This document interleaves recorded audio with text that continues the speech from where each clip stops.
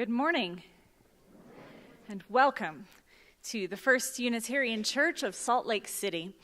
I am the Reverend Monica Dobbins, the assistant minister of this congregation, and it is my privilege to welcome you here today on Earth Day. It's not officially a religious holiday, but it should be, shouldn't it?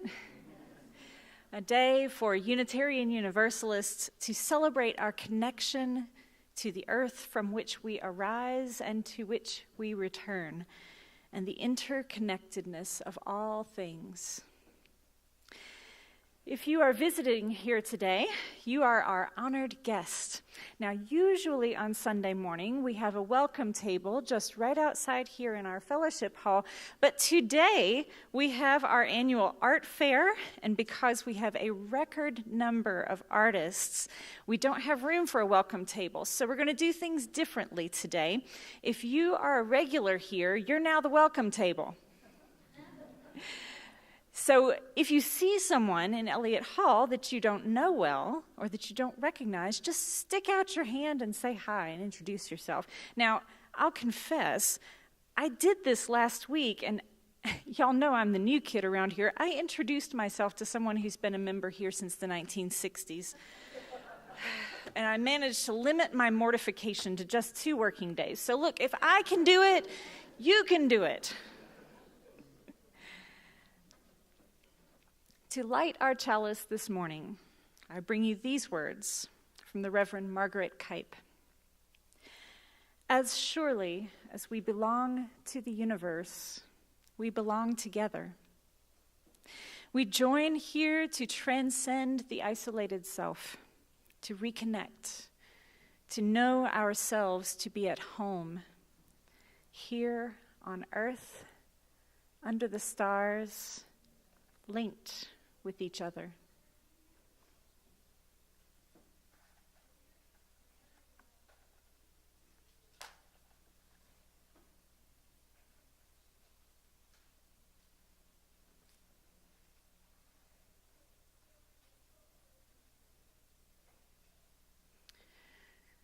And now, I invite you to rise in body or in spirit and let us sing together number 21.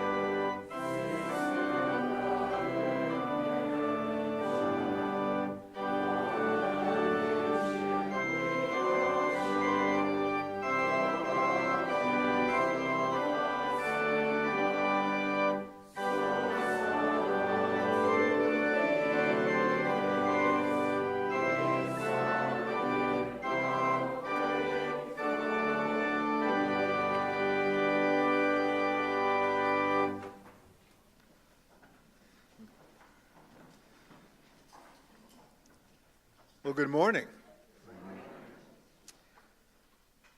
We are all undoubtedly familiar with the Beatitudes rendered by Jesus in the Sermon on the Mount, which we find in the Gospel of Matthew. The Beatitudes are considered blessings, such as, "Blessed are the poor in spirit, blessed are those who mourn, blessed are the meek," etc. Each of the Beatitudes is broken into two parts. You have the condition and then the result. Blessed are the meek, for they will inherit the earth. The word blessing also translates into the word for happiness. So we have, happy are the meek, for they will inherit the earth. Many would be enticed then to be meek, to own such happiness because of the results that will follow. Now, there are also Beatitudes less familiar to many, found in the Gospel of Luke, Jesus' Sermon on the Plain.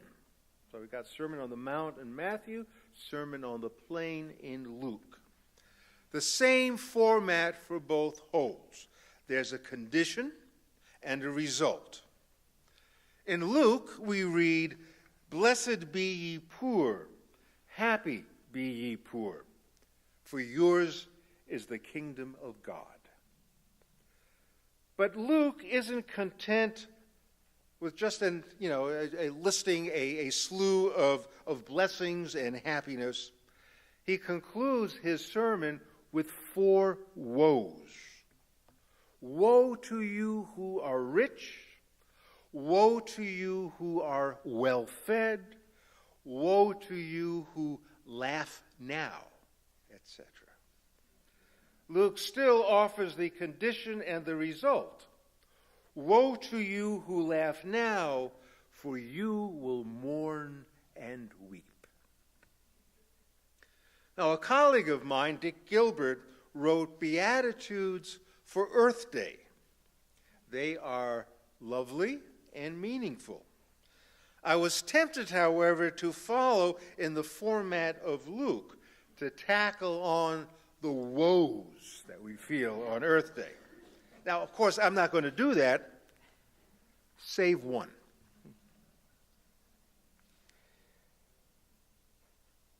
Blessed are the heavens, for they declare the power of creation. Blessed is the earth, our home, for she is the planet of plenitude. Blessed are the waters thereon, for they gave rise to living things. Blessed is the land, for it is the source of life abundant. Blessed is the air we breathe, for it fires us to life and love.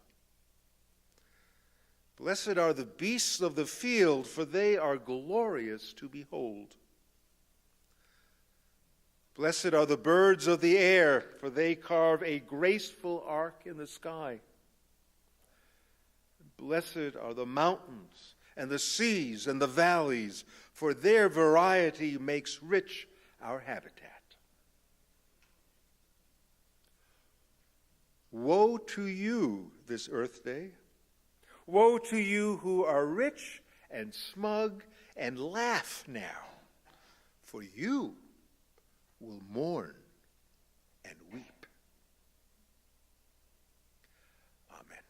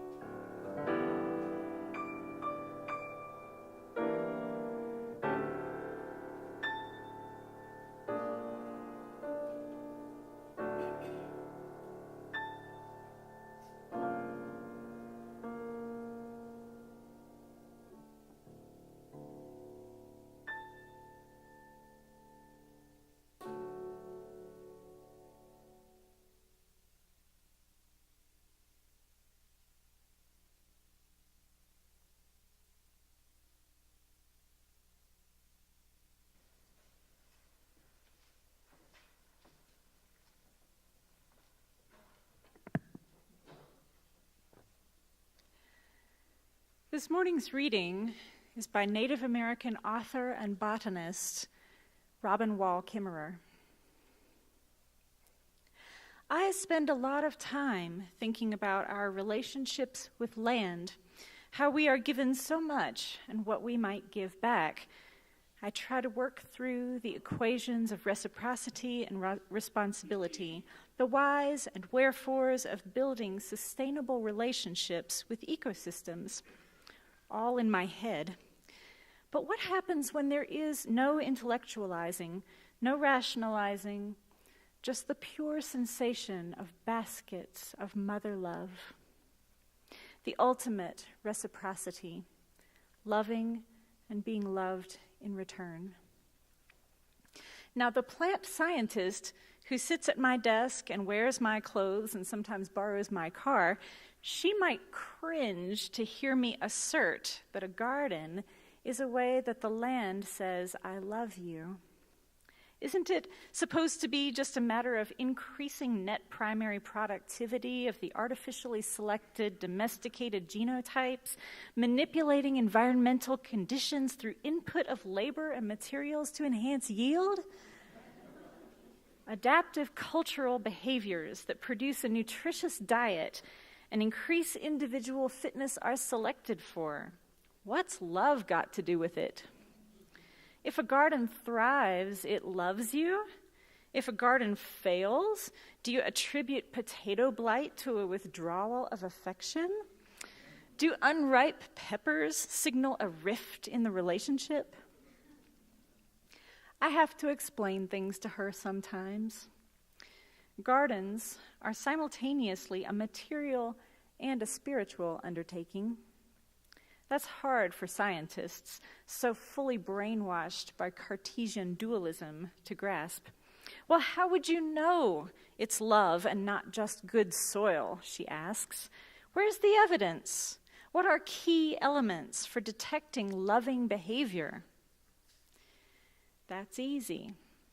No one would doubt that I love my children, and even a quantitative social psychologist would find no fault with my list of loving behaviors: nurturing health and well-being, protection from harm, encouraging individual growth and development, desire to be together, generous sharing of resources, working together for a common goal, celebration of shared values, interdependence, sacrifice by one for the other, creation of beauty.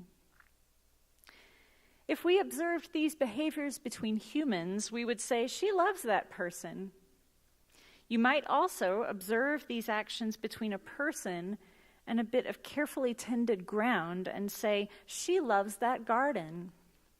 Why then, seeing this list, would you not make the leap to say that the garden loves her back? The exchange between plants and people has shaped the evolutionary history of both. Farms, orchards, and vineyards are stocked with species we have domesticated. Our appetite for their fruits leads us to till, prune, irrigate, fertilize, and weed on their behalf. Perhaps they have domesticated us.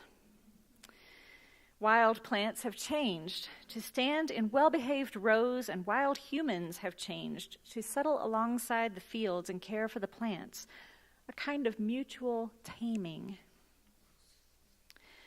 We are linked in a co-evolutionary cycle.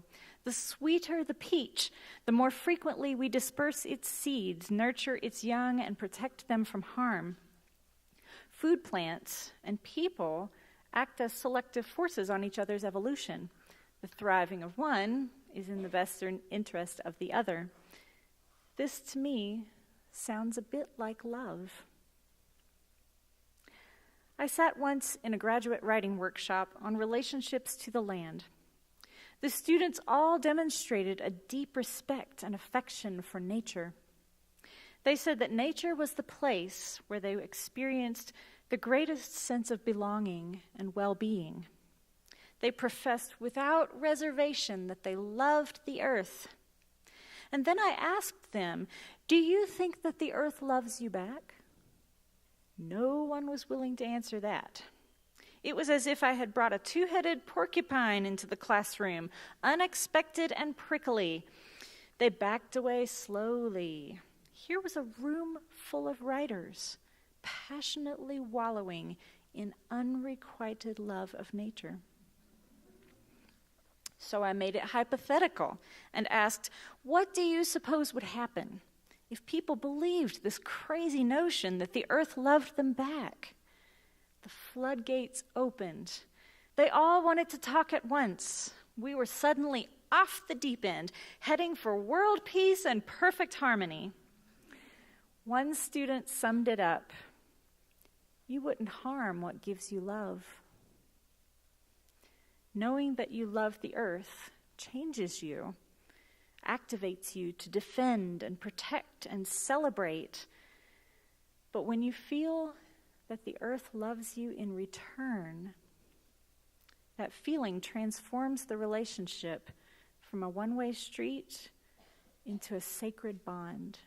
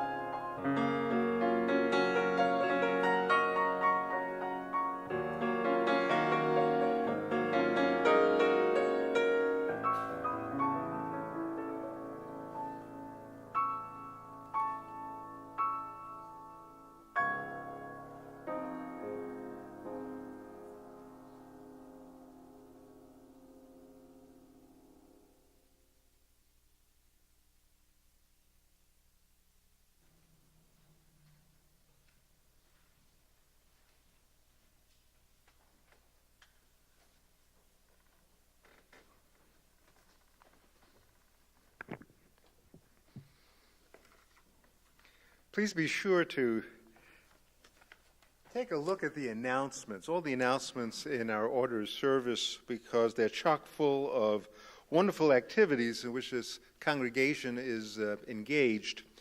We have social stuff, intellectual stuff, artistic stuff, and speaking of artistic, today is we're closing up our annual Arts Festival. It's a very special time in the life of this church, and we are blessed with an abundance of artists and craftspeople, and their wares are all on display in our social hall, Elliott Hall. And please, following the service, grab a cup of coffee if you wish and kind of circulate and just take a look at the art, and they are all for sale. And the church, in fact, gets 20%. The artist herself, himself, retains the balance. Everyone's a winner, but it all depends on people purchasing art. And there's some incredible, incredible things for sale today. Also, please note that there will be a sanctuary training today following the service, starting at 12:45, which will be certainly important for those of us who are volunteers for the sanctuary to kind of catch up on some new pieces of information, and for those who are just thinking, exploring about ways to volunteer, you are welcome as well.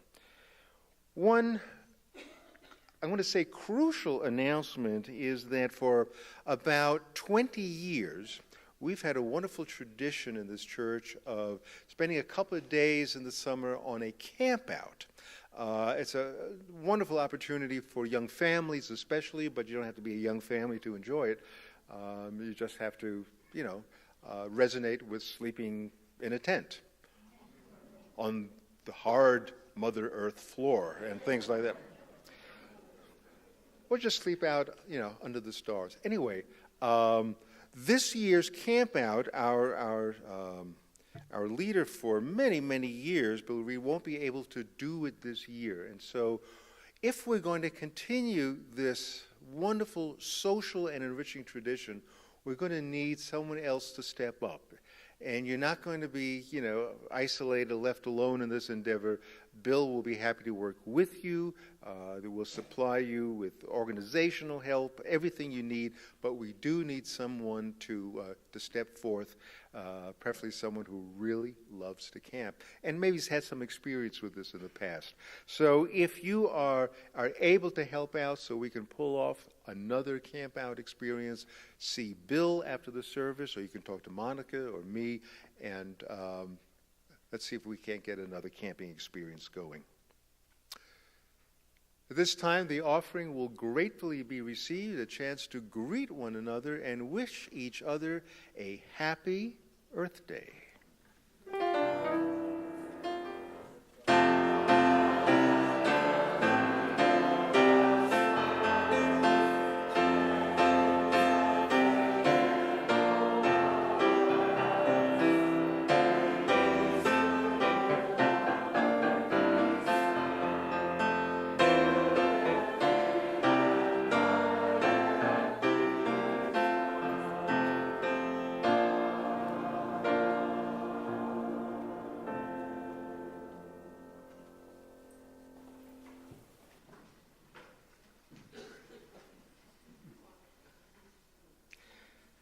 I can't help but believe that if Ralph Waldo Emerson was required reading for all school children, we'd be living in a very different world today. In 1836, Emerson offered some stunning yet obvious observations about our warped view of nature. In his essay called On Nature, he called us out for our ridiculous understanding of the world and life. Emerson reminded us of this peculiar and dreadful habit of ours in regarding nature as a collection of objects. The stars above, timber in the mountains, cows in the meadow, fish in the streams. What are we doing, he asked. Nature can't be isolated. In order to see, experience, and feel the cohesive oneness of nature, we must cast off old ways of seeing. We must see nature with new eyes, thus casting off untold years of old views, like a snake shedding its skin, revealing the child within. There's something to be said for controlling the school curriculum. And we all may have our own opinions about a theocracy, but it's different if it's your religion that sits at the helm of it all. And that was the case in Boston, early 19th century. As the dominant religion at that time, Unitarians took shaping the morals of society very seriously. William Ellery Channing, the founder of the American Unitarian Association in 1825, asserted that the role of Unitarian clergy was to extend an imprint onto society's moral character. Wow. I can't say I disagree with that. Sounds pretty good to me. The great Unitarian educator that time, Horace Mann, began the public school movement in Boston. It was the first of its kind in the nation. He claimed that in a democratic society, education should and must be free and universal. His aim was, and I quote him exactly, and I just love this phrase, his aim was to transform unruly American children into fine, upstanding citizens. Well, that may have been the Unitarian agenda at that time, but somehow we're still struggling with unruly children, trying to make them great citizens. Yet try to imagine, just for a moment, imagine what our educational system would be like today if it were led by someone like Horace Mann, who proclaimed, "Be ashamed to die until you have won some victory for humanity." How that changes things. Be ashamed to die until you have won some victory for humanity. It would be a different world today. Our relationship with each other, with the natural world, is rooted in self-gain, never giving a moment's thought to a wider victory for humanity. In her poem, "What Kind of Times Are These?" Adrienne Rich addresses so much, including our lack as human beings. She writes, "There's a place between two stands of trees where the grass grows uphill and the old revolutionary road breaks off into shadows near a meeting house abandoned by the persecuted who disappeared into those shadows. I've walked there, picking mushrooms at the edge of dread. But don't be fooled. This isn't a Russian poem. This is not somewhere else, but here. Our country moving closer to its own truth and dread, its own ways of making people disappear. Now, I won't tell you where the place is, the dark mesh of the woods meeting the unmarked strip of light, ghost-ridden crossroads, leaf-mold paradise. I know already who wants to buy it, sell it, and make it disappear. And I won't tell you where it is, so why do I tell you anything? Because you still listen. Because in times like these, to have you listen at all, it's necessary to talk about trees.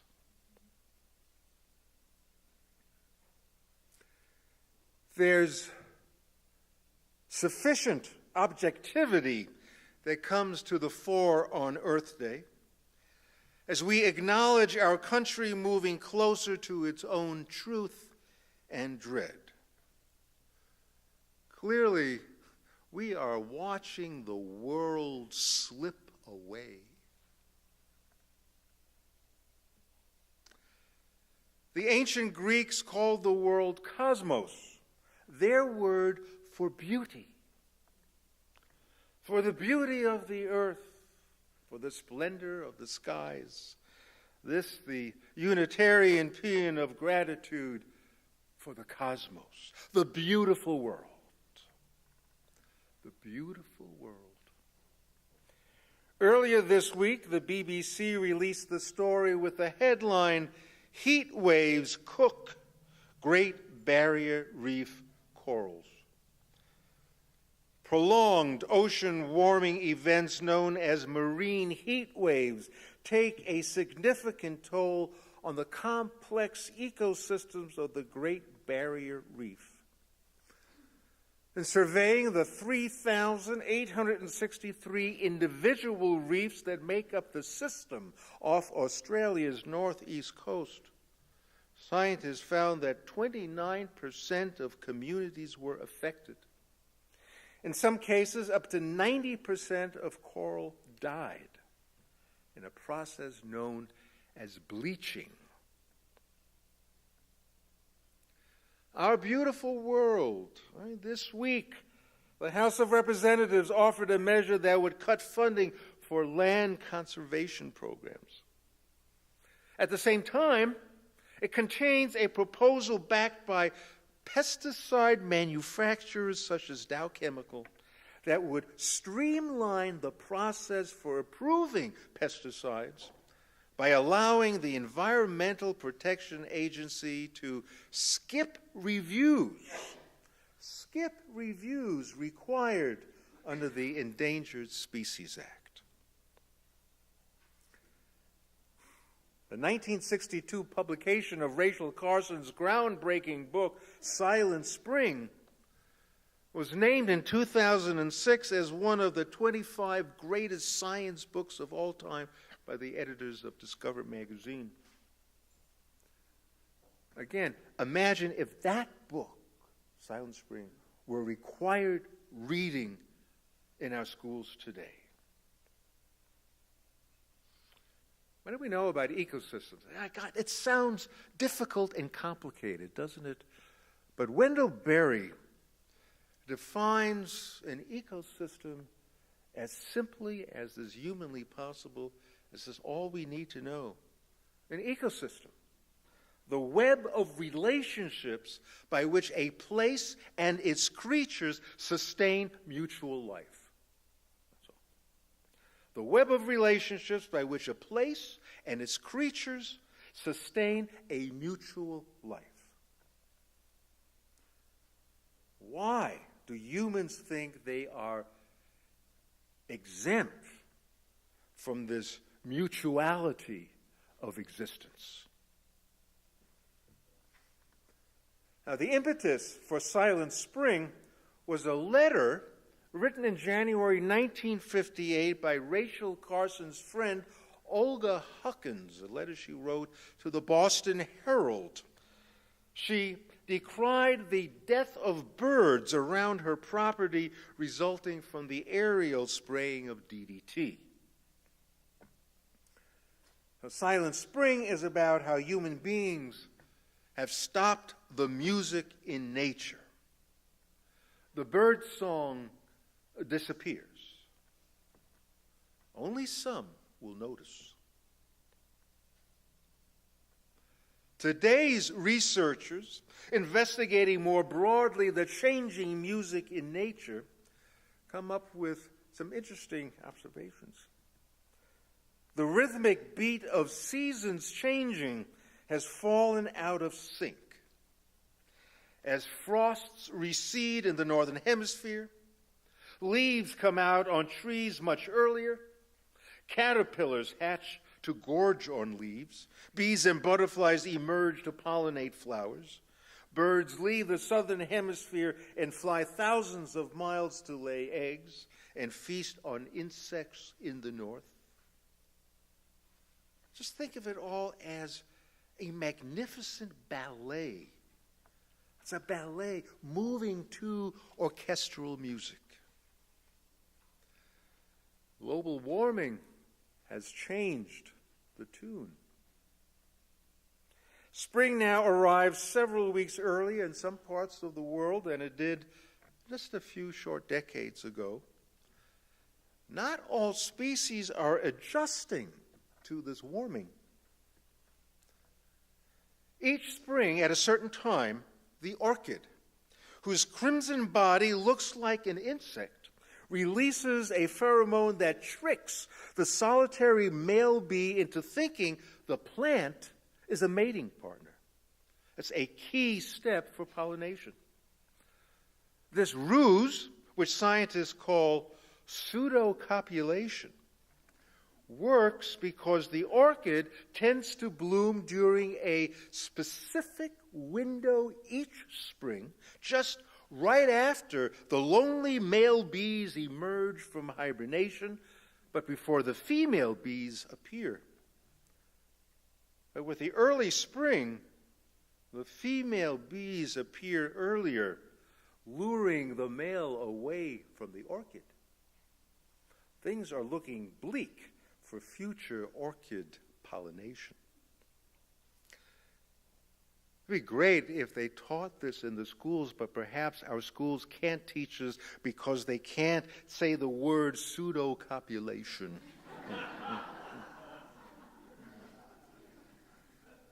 But the musical humming of bees upon the orchid is declining by 6.6 days for each degree Celsius. The flycatcher winters in Africa and flies north to Europe each spring to lay eggs in time for the emergence of winter moth caterpillars, which appear for a few weeks each spring to munch on young oak leaves. But the flycatchers are now missing this narrow window as the oak trees are leafing out earlier, and peak caterpillar season was arriving as much as 2 weeks earlier than the usual steps in this ballet. You see, the flycatcher only knows to leave Africa based on the length of daylight, which doesn't change. But the beat of leaving Africa, going to Europe, the beat is out of sync. Birds that build ground nests on barley fields after farmers have sown their crop in the spring face grave difficulties as the early spring induces the birds to lay their eggs before the farmers get to the field. There's no more neat covering for them. Their well-concealed nests are more likely now to be destroyed by tractors and other machinery. And in the winter, caribou in western Greenland eat lichen along the coast. In the spring, they venture inland to give birth to their calves and eat the Arctic plants that grow there. And as Greenland has warmed up and the sea ice has declined, those inland Arctic plants have been emerging earlier. They come out much before the calves are born and go inside to eat those plants. In fact, 26 days earlier now than a decade ago. And so there's no food. There's no food for the calves. And as a result, they are dying. Global warming has changed the music throughout the ecosystems of the world. That web of relationships by which place and its creatures sustain a mutual life,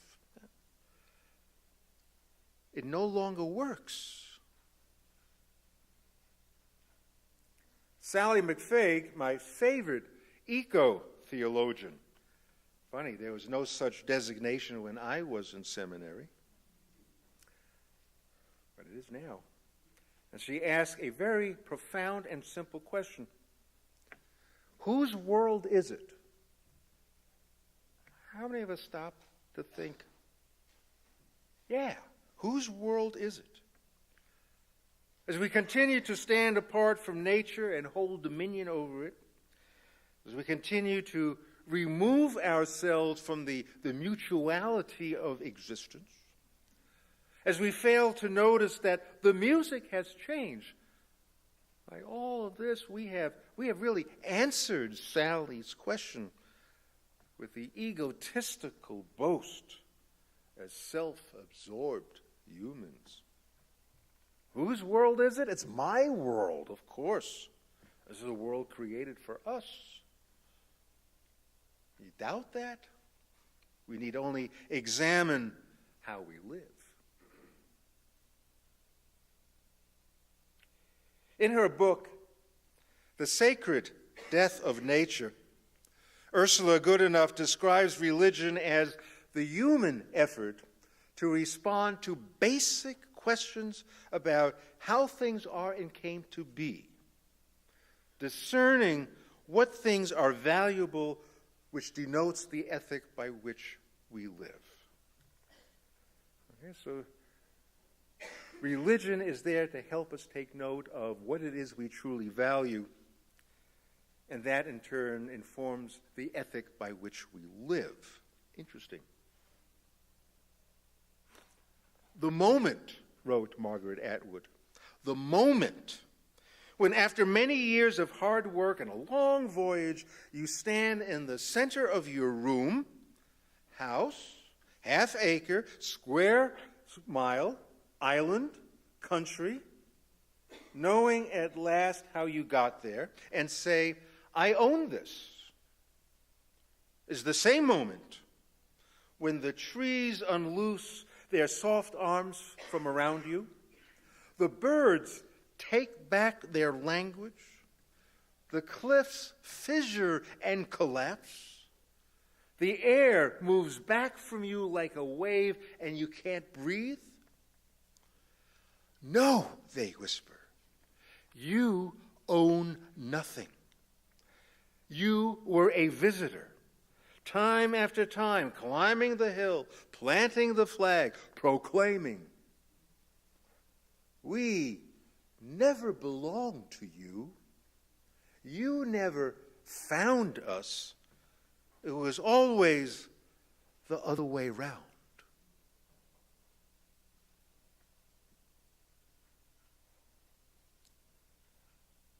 After 48 Earth days, it becomes apparent, I think, at least to me, that it's a very emotional time, that one day in the calendar. It's simply one day when many of us are forced to stop our denial about the world slipping away. We are forced to stop repressing how the greenhouse effect changes nature's music. One day we stop pretending that we have no ethical obligations to our planetary home. I was deeply moved earlier in the week when I read of the suicide by a prominent lawyer named David Buckell. He set himself on fire in Prospect Park in Brooklyn. His suicide note simply asked all of us to lead less selfish lives as a way to protect the planet. He decided to end his life by self-immolation with fossil fuels.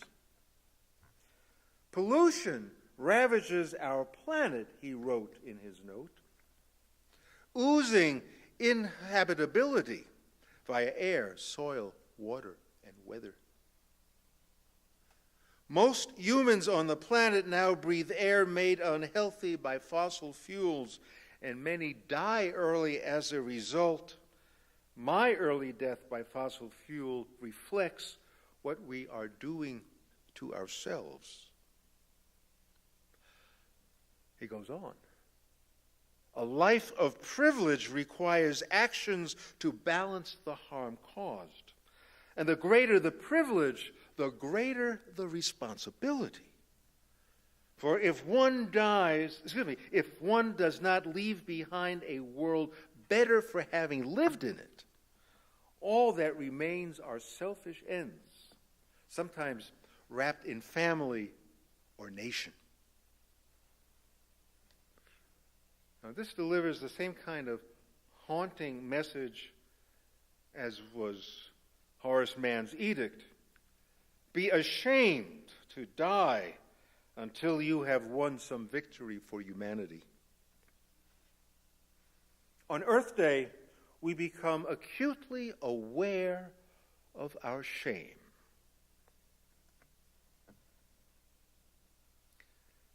Emerson, although he never heard of global warming, still managed to name the root of what is now our shame.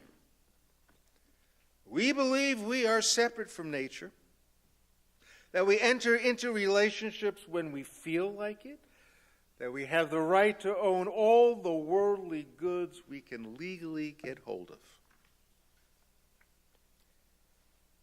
It is shameful that despite our knowledge of the earth's degradation, we continue to live as selfish individuals.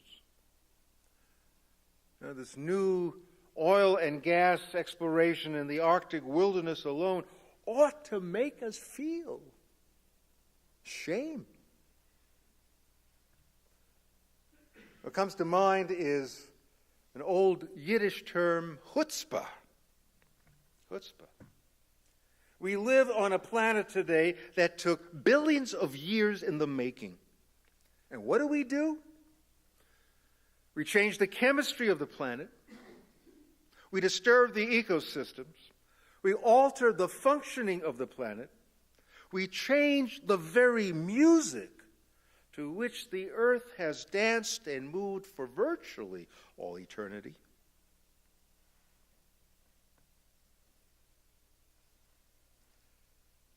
Wendell Berry poses a stunning question.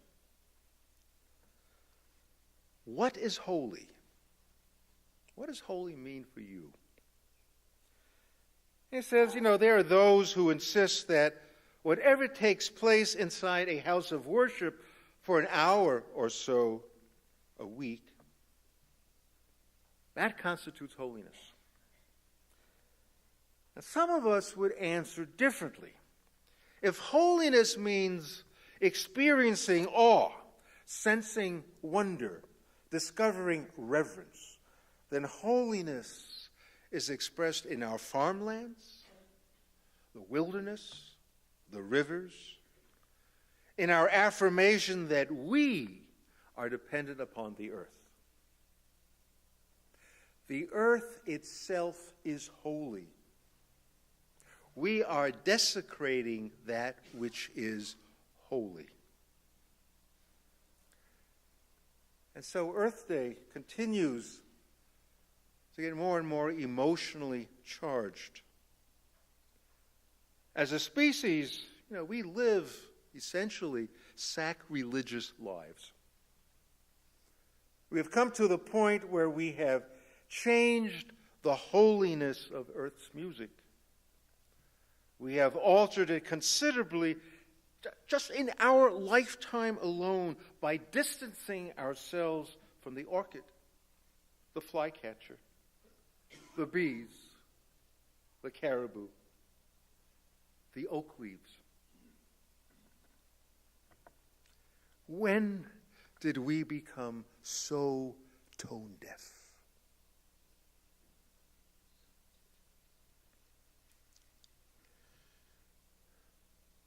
How about a little Beethoven?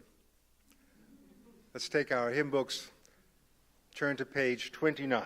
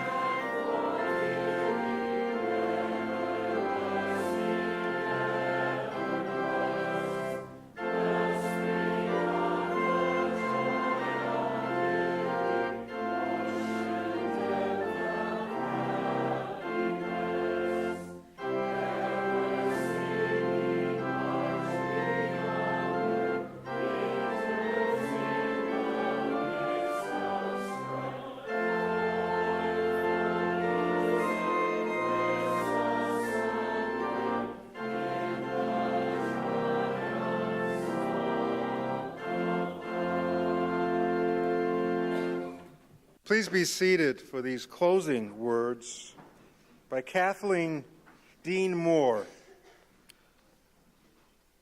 She asked, if Earth asked humans to change so that the planet's swirling patterns and unfurling lives could endure, what would it ask of us? Perhaps it's a new humility, understanding that the human species, no matter how clever its engineers, is subject to the same ecological constraints as the least of the lemmings.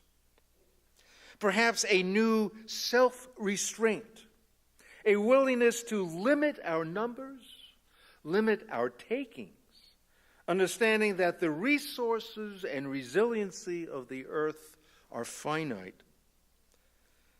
A new creativity, an openness to radically reimagine who we are on earth and how we ought to live, understanding that the old, arrogant answers have led to mistakes of cosmic consequences. A new invigoration of justice, or maybe it's a reverence, maybe it's love that honors the life force in all things. A new-found moral courage to refuse to be made into foot soldiers in aggressive wars against the earth, but rather to live in ways that nourish a world that is whole and beautiful and sustaining. Amen.